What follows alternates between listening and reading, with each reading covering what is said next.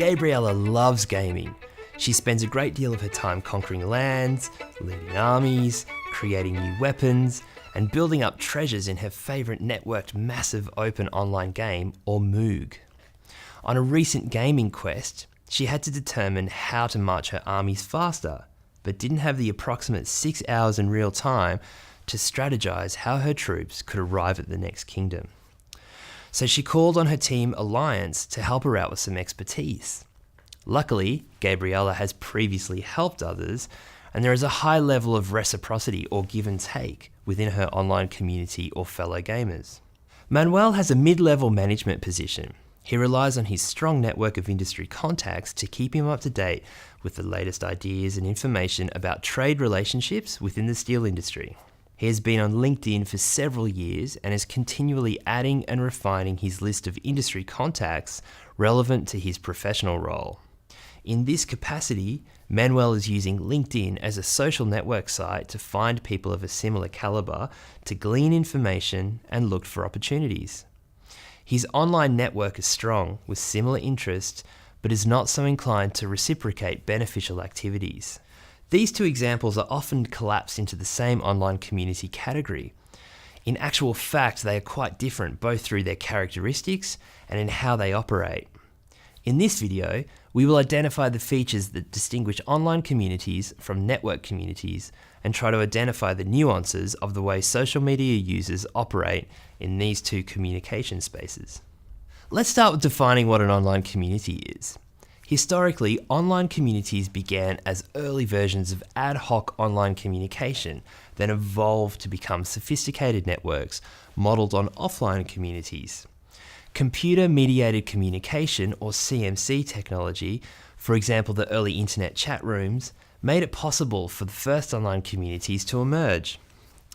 In the early 90s, Howard Rheingold observed and recorded the interaction of organisations or virtual communities based on his experience as a member of the internet chat space, the Whole Earth Electronic Link, or WELL as it is fondly remembered.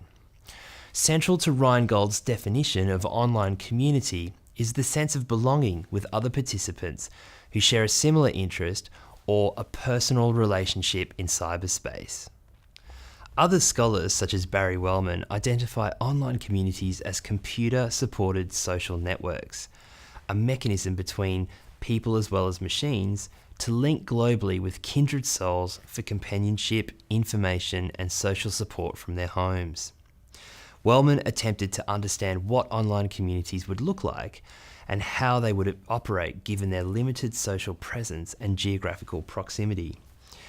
This was the precursor for understanding the larger societal impact of online communities or virtual communities through increased connectivity afforded by information and communication technologies.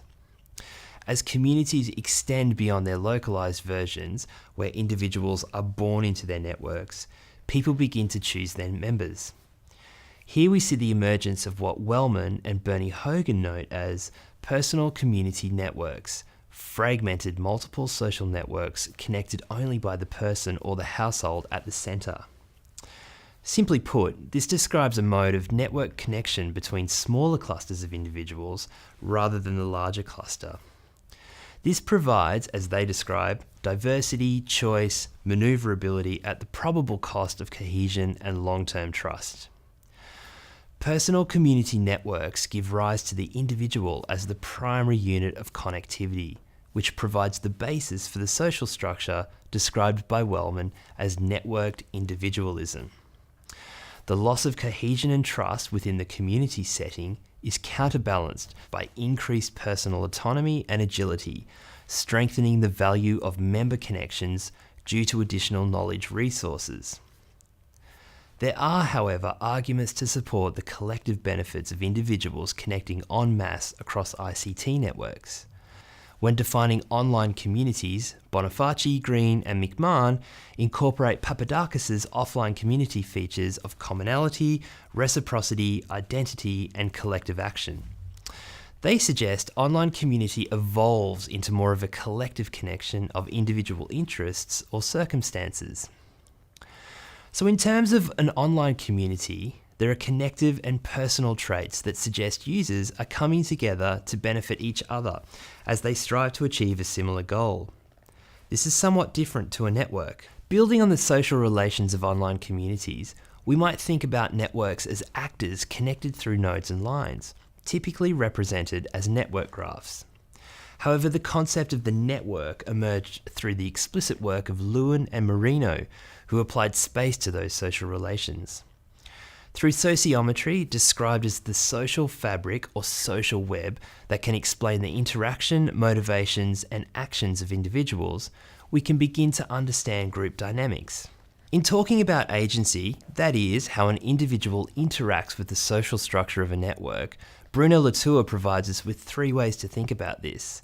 The first one is to attribute them naturality and to link them with nature. The second one is to grant them sociality and to tie them with the social fabric. And the third one is to consider them as a semiotic construction and to relate agency with the building of meaning. In other words, individuals operate within networks organically, socially, or as meaning makers. If we return to the Manuel example from earlier and use his use of LinkedIn, he is using the concept of the network somewhere in between the formation of the social fabric and the relationship between agency and the building of meaning. By constructing a social fabric, that is, a network of similar-minded individuals, he is opening up the possibility of access to knowledge.